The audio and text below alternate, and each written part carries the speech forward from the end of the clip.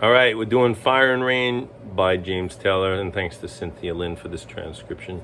Here's the intro. I like to teach it with the B flat major form to like give you a clue as to the fingering when it opens up, and you release your third finger. It's actually easier than a full B flat chord. So it's like a G minor 7. You're gonna move that up.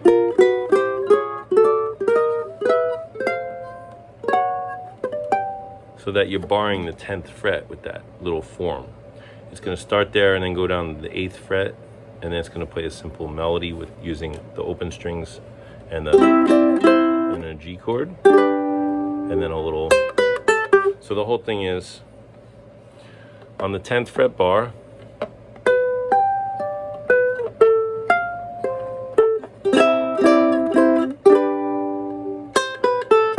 G chord, D, F with the pinky on the C note there, G. Just yesterday morning, D minor. You let me know you were gone. And then you read down the next line, G. Suzanne, the D major, put a F chord with the pinky thing. Line 3. Walked out this morning and I wrote down this song. I just can't remember who to send it to. And then C. I've seen A minor, D major, G.